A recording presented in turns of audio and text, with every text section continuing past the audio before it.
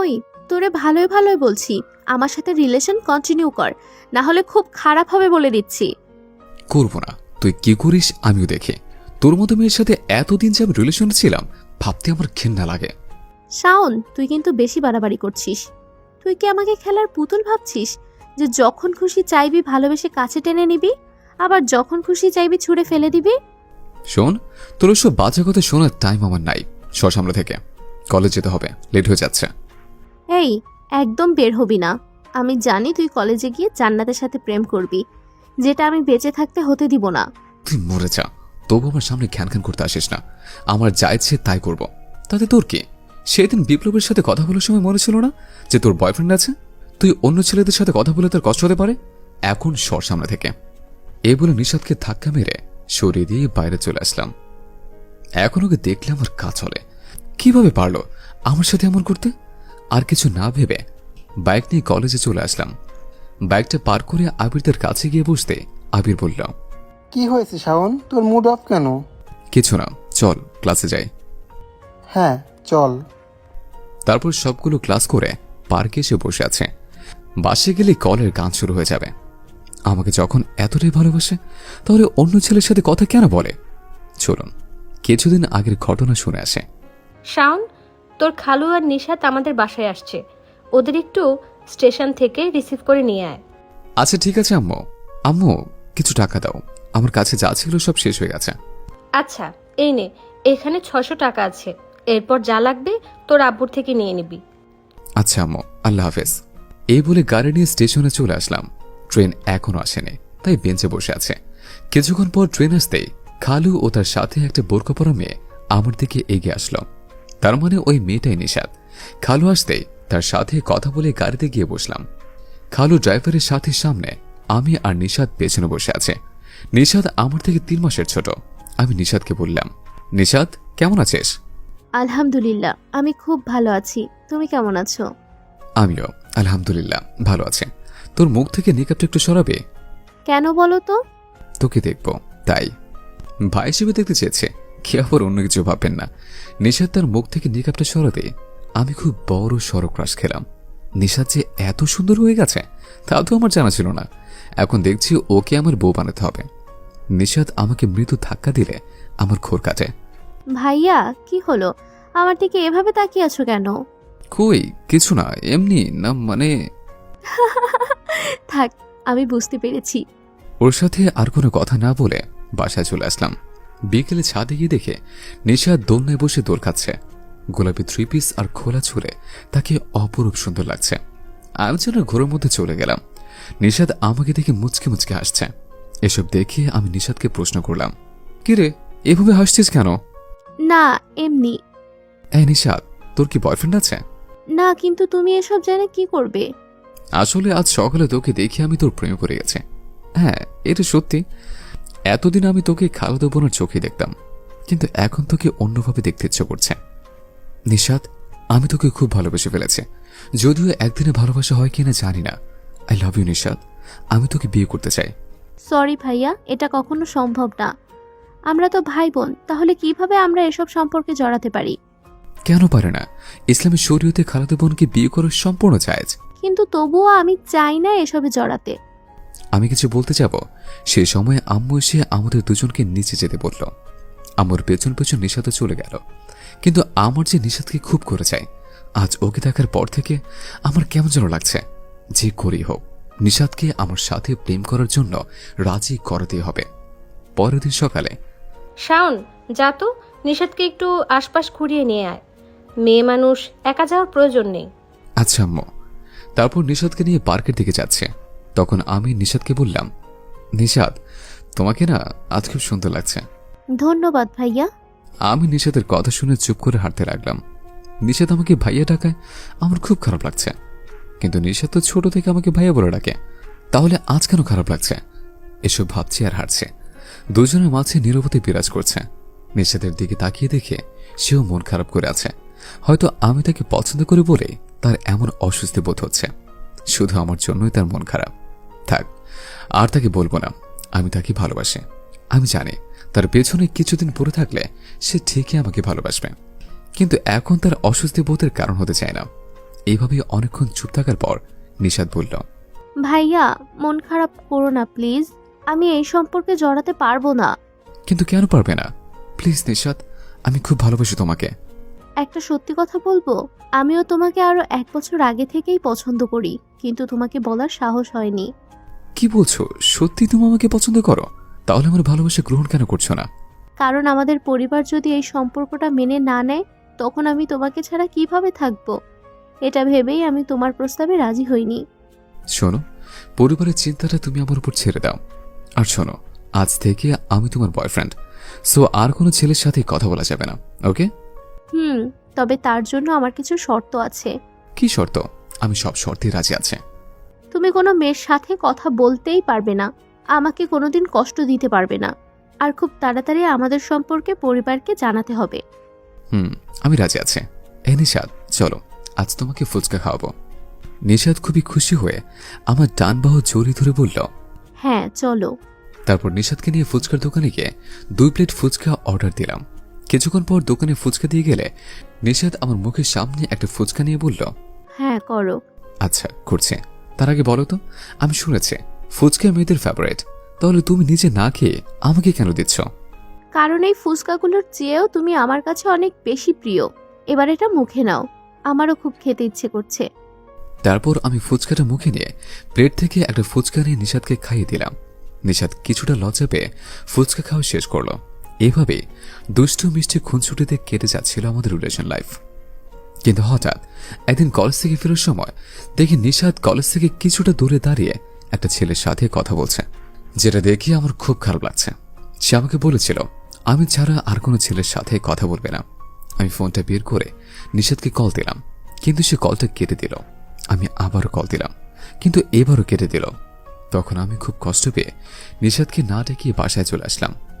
আমি আসার কিছুক্ষণ পরে নিশাত এসে আমার পাশের সোফায় বসতে বসতে বলল, এই, আমি তোমার জন্য কলেজের বাইরে দাঁড়িয়ে অপেক্ষা করছিলাম, তুমি আমাকে রেখেই চলে আসছো কেন?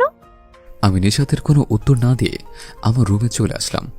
সন্ধ্যায় ছাদের রেলিং ধরে দাঁড়িয়ে দাঁড়িয়ে আমার আর নিশাতের একসাথে কাটানো সময়গুলোর কথা ভাবছে, যা আমাকে অনেক বেশি কষ্ট দিচ্ছে। তখন নিশাত আমার কাছে এসে কিছু বলতে চাইলেও আমি না শুনে ছাদ থেকে নেমে রুমে চলে আসে। পুরোনো ঘটনা শেষ, এবার বর্তমানে ফিরে অতীতের কথাগুলো ভেবে আমার মনটা ভীষণ খারাপ হয়ে গেল। এদিকে সন্ধ্যা নেমে এসেছে, তাই আর বসে না থেকে হাঁটতে হাঁটতে বাসায় চলে আসলাম। বাইক আবির নিয়ে গেছে, ওর নাকি একটা জরুরি কাজের জন্য কাল সকালে উত্তরা যেতে হবে।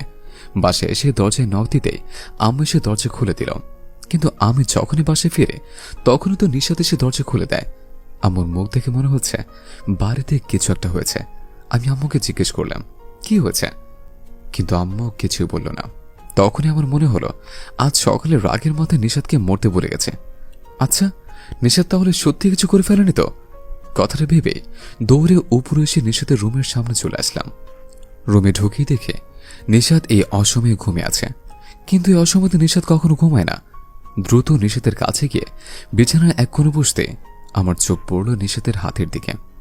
নিশাতের ডান হাতে ব্যান্ডেজ, আমার জন্য সত্যি মরে যেতে চেয়েছিল।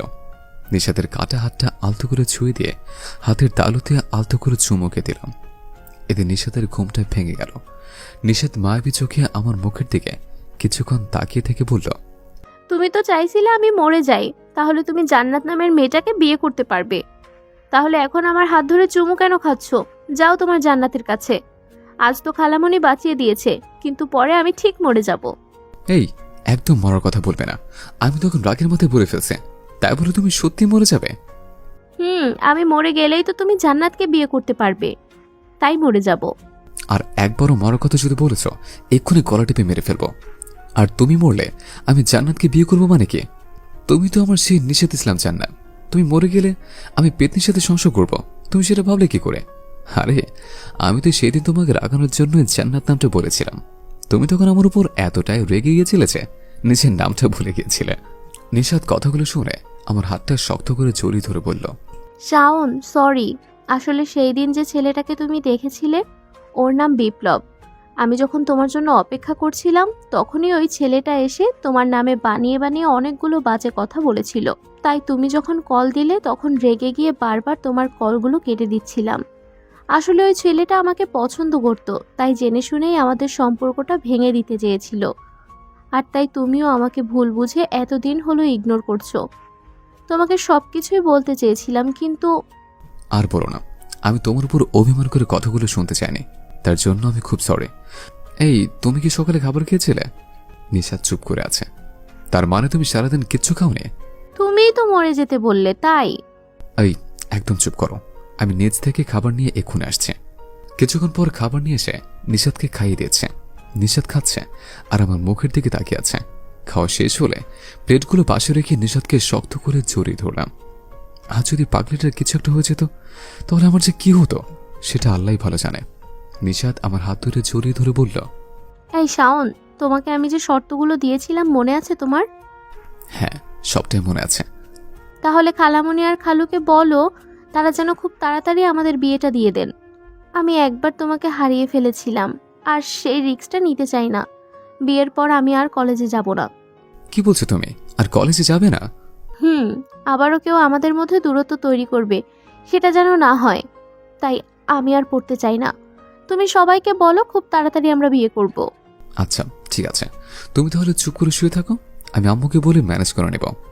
এ বলে নিশাতকে বেডে শুয়ে দিয়ে আম্মু রুমের দিকে যাচ্ছে। এমন সময় দেখে আম্মু আমার রুমের দিকে যাচ্ছে। আমাকে দেখে আম্মু বলল, শাওন, তোর সাথে আমার কিছু কথা আছে। হ্যাঁ আম্মু, বলো। তুই কি নিশাতকে পছন্দ করিস? আমি তোদেরকে অনেকদিন থেকে লক্ষ্য করেছি, তাতে আমার মনে হচ্ছে তোরা দুজন দুজনকে ভালোবাসিস। কোনো কারণে তোদের মধ্যে ঝগড়া চলছিল। হ্যাঁ আম্মু, আমি তোমাকে এই কথাটা বলার জন্যই খুঁজছিলাম। আম্মু, আমি নিশাতকে খুব পছন্দ করি, আমি ওকে বিয়ে করতে চাই। তুমি কিন্তু না বলতে পারবে না, আগে বলে দিচ্ছে। তুই আমার কাছে অনুমতি চাইতে এসেছিস নাকি অর্ডার করতে?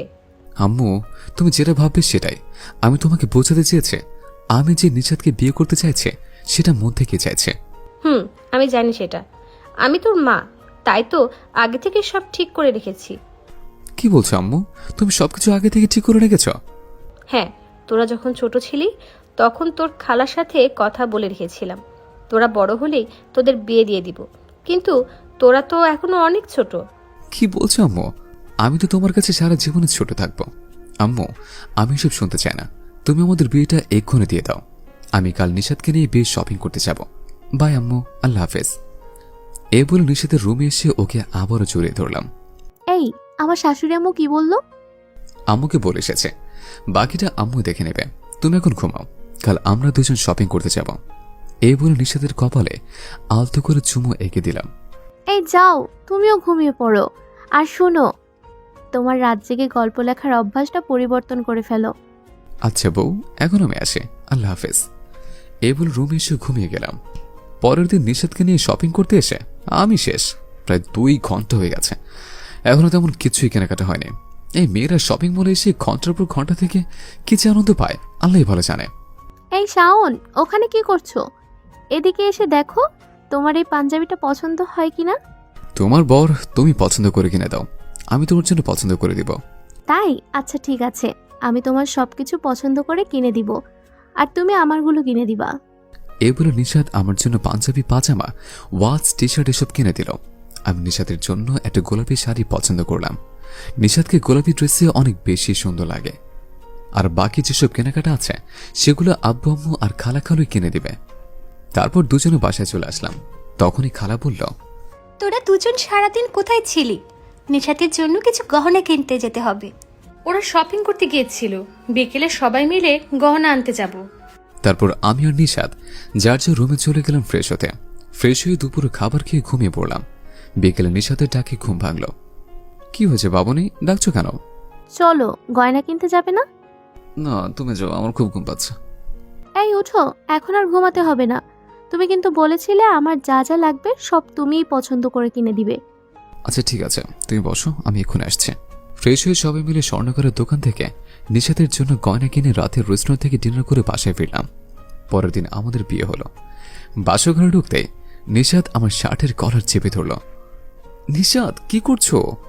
এই একদম চুপ, আমি এখন আমার বরকে আদর করব, সো তুমি কোনো কথা বলবে না। আমি চুপ করে দেখছি নিশাত কি করে।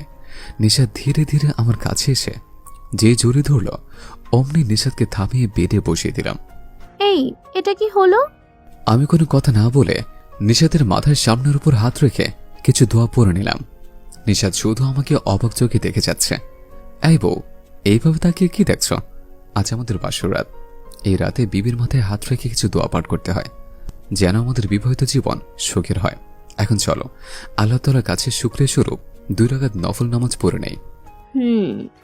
তারপর আমরা দুজন একসাথে 2 রাকাত নফল নামাজ পড়ে নিলাম। নামাজ পড়া শেষ হলে নিশাতের হাত ধরে বেডে বসিয়ে দিয়ে বললাম, এবার তুমি কি করতে চাও বলো। নিশাত অনেকটা লজ্জা পেয়ে আমার বুকে মাথা রেখে শক্ত করে জড়িয়ে ধরল। তারপর ধীরে ধীরে আমাদের মুখের কাছে মুখ নিয়ে এসে দুজনের ঠোঁট এক করে দিল। তারপর যা হলো ওটা আপনাদের শুনতে হবে না, আপনারা এখন আসতে পারেন। আল্লাহ হাফেজ।